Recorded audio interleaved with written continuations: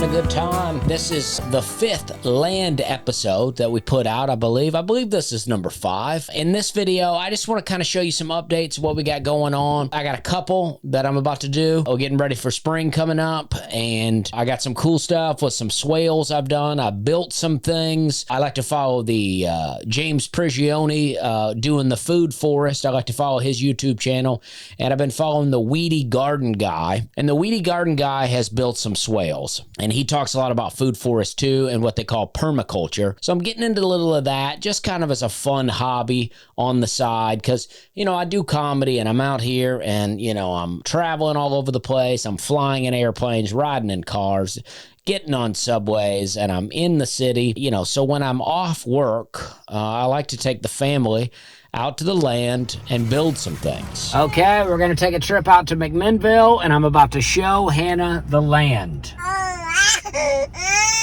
All right, so I planted some trees a while back. I've done a video on that where we just went out there and we planted a bunch of trees, and we had some success. Some of those trees are still growing. A big problem that I've not addressed yet is that the deer were getting at the trees. So I need to put some cages around it. But then what happens when you put these cages around it is now the grass that's around the trees grows up and around the tree inside the cage because you can't weed eat around it. So there's a lot of problems, but I'm learning these things as I go along. So that's what I got coming up. Part 6 is going to be showing you all about building the swales and then planting the trees. And then as we move into spring, we can start to see how that develops. I want to try to put some herbs, plant some herbs around the trees to keep the insects down. That's what they say. If you plant, you know, stuff like basil and thyme and rosemary and peppermint, that they have sort of a ability to repel insects. So we're going to see, because I'm going to try to keep it all natural out here. I want to grow these fruits and vegetables without having to use pesticides. That's the goal. So I got some fun stuff I want to do. But first I want to show this video of one of the Mennonite guys bringing my shed. We had a pretty good size shed. I want to say it's 15 by 40. I want to say that's how big it is. Maybe 15 by 30. I don't know. Pretty big shed.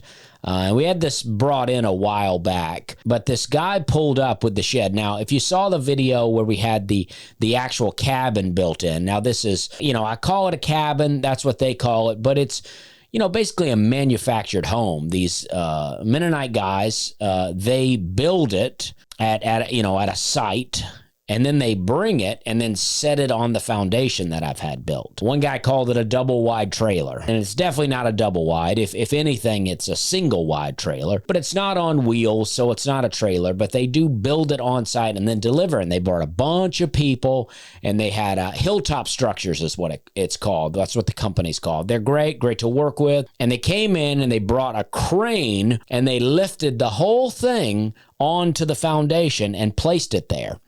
So when they brought the shed, I was expecting something similar. I knew they weren't bringing a crane, but I thought for sure they were going to be bringing a crew. So this guy pulls up, and it's just him by himself in a truck with the shed on the back. And I'm thinking, well, when's the crew getting here? And he's basically like, I'm the crew.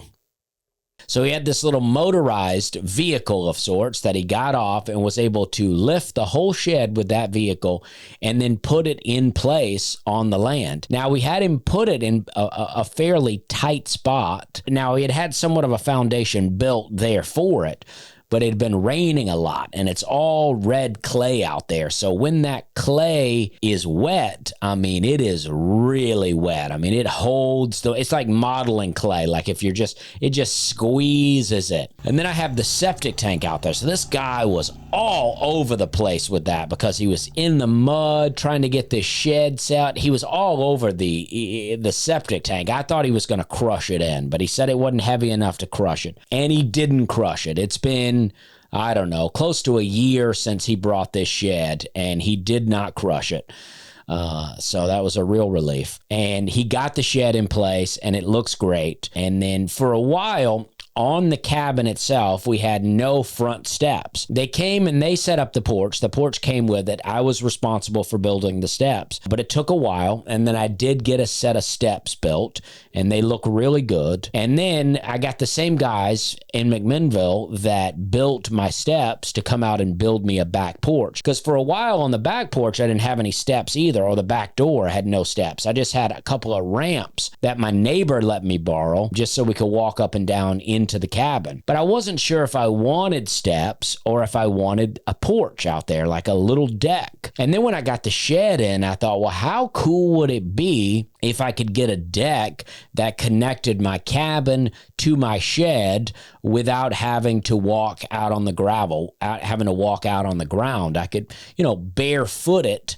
from the cabin to the shed. And then I had the idea with the cabin this is kind of the idea from the beginning with the cabin this is why I got it so big, to have a partial living area in the shed, and then a part of it be an actual shed with some tools and various things in there, storage, seeds, whatnot, any kind of crap from my house I don't want here anymore, I can take to that shed. But didn't have some kind of living area, just somewhere we could go watch a little TV or something once the kids have gone to bed. So that's in the future. But I needed the deck first. So these guys came out and they said, yeah, we can do that.